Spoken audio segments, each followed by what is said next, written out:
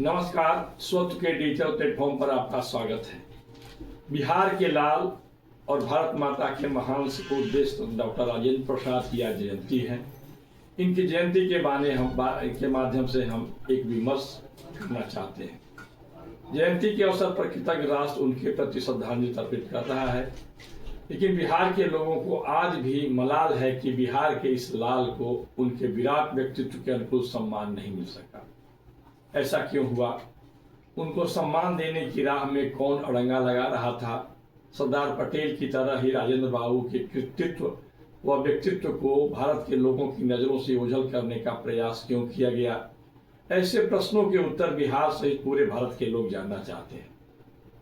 जब हम पुराने दस्तावेजों के आधार पर डॉक्टर राजेंद्र प्रसाद के साथ उस समय किए गए व्यवहारों की जानकारी एकत्रित करते हैं तो भारत के प्रथम प्रधानमंत्री जवाहरलाल नेहरू की एक छवि सामने आती है। उस समय भारत की राजनीति में एको हम द्वितीय नास्ती के सिद्धांत की जड़ें गहरी जमते दिख जाती हैं।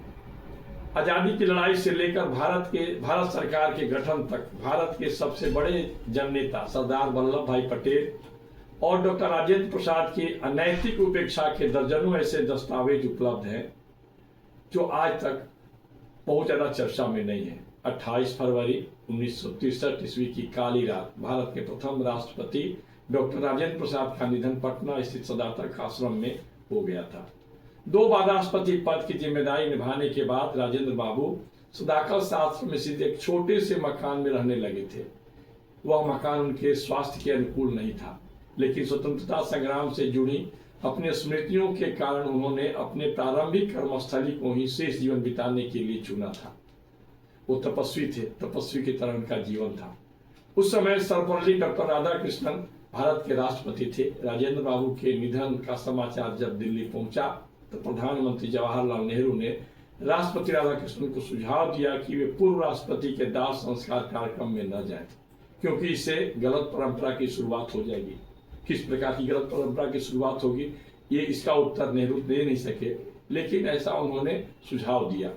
इसके साथ ही जवाहरलाल नेहरू ने कहा कि चूंकि पूर्व से ही राजस्थान में प्रधानमंत्री राहत कोष के लिए उनका कार्यक्रम तय है, अतः वे भी राजेंद्र बाबू के दाह संस्कार में शामिल होने पटना नहीं जाएंगे। राष्ट्रपति की ओर से शोक संदेश भेज दिया जाए, ऐसा पंडित जवाहरलाल नेहरू का सुझाव था। प्रधानमंत्री नेहरू की बात सुनने के बाद राष्ट्रपति डॉक्टर राधाकृष्णन ने कहा कि मेरा विचार है कि मुझे पूर्व राष्ट्रपति के दाह संस्कार के समय अवश्य उपस्थित रहना ही चाहिए। पुण्य श्लोक पूर्व राष्ट्रपति को इतना समादर मिलना ही चाहिए, इसीलिए मैं तो जाऊंगा ही और आपको भी ऐसा कहता हूं कि आप भी मेरे साथ चलिए। प्रधानमंत्री के मना करने के बावजूद राष्ट्रपति डॉक्टर राधाकृष्णन दाह संस्कार के पूर्व विशेष विमान से पटना आए और उन्होंने उनके पार्थिव शरीर पर पुष्पांजलि अर्पित की। दाह संस्कार के समय वे बांस घाट पर उपस्थित रहे। वहीं प्रधानमंत्री जवाहरलाल नेहरू राजस्थान चले गए। वे प्रथम राष्ट्रपति के दाह संस्कार के अवसर पर उपस्थित नहीं हो सके थे। इसकी चर्चा उस समय हुई थी। उस समय के अखबारों में बहुत सारी बातें, टिप्पणियां भी लिखी गई थी। इस प्रकार जवाहरलाल नेहरू ने राष्ट्रपति राजेंद्र प्रसाद को लौह पुरुष सरदार वल्लभ भाई पटेल की अंत्येष्टि में शामिल होने से रोका था। ये सभी कर रहे हैं। उसी प्रकार जवाहरलाल नेहरू ने राष्ट्रपति राजेंद्र प्रसाद को लौह पुरुष सरदार वल्लभ भाई पटेल की अंत्येष्टि में शामिल होने से रोका था। उससे करीब 13 वर्ष पहले 15 अगस्त 1950 को मुंबई में उपचार के दौरान सरदार पटेल का निधन हो गया था। वहीं उनके दाह संस्कार की योजना बनी।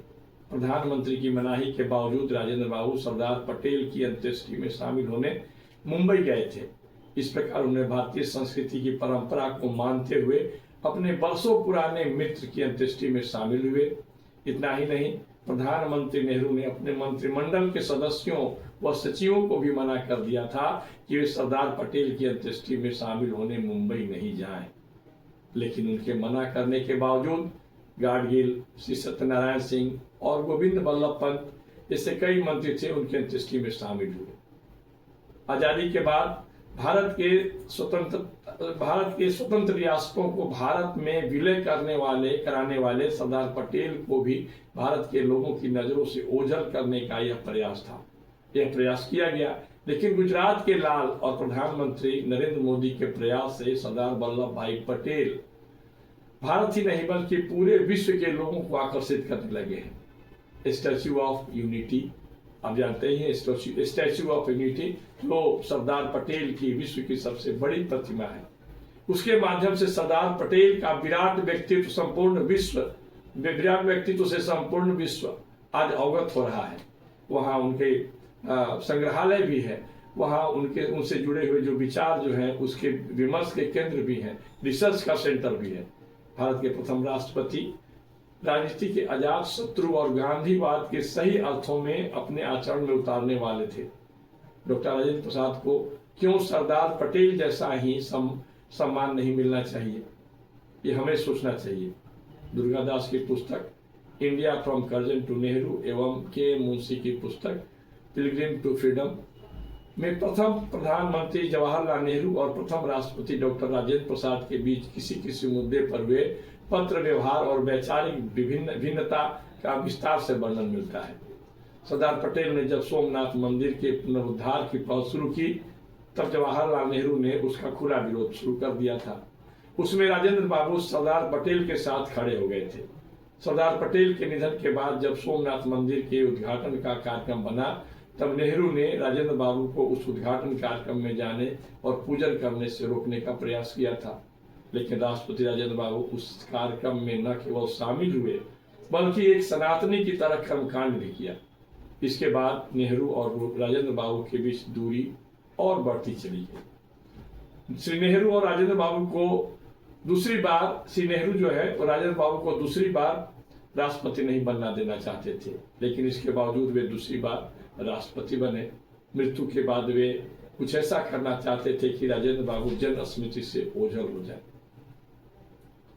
पुण्य स्मृति में राजेंद्र बाबू के पुत्र और सांसद मृत्युंजय बाबू लिखते हैं कि नेहरू राजेंद्र बाबू को नहीं चाहते थे और नहीं चाहते थे तो यह जो उनका चाहना एक हद से ज्यादा पार हो करके और ये व्यवहारिक रूप में उतरता था जो संसदीय परंपरा और संसदीय नैतिकता को भी तार कर देता था। आज के वीडियो में बस इतना ही।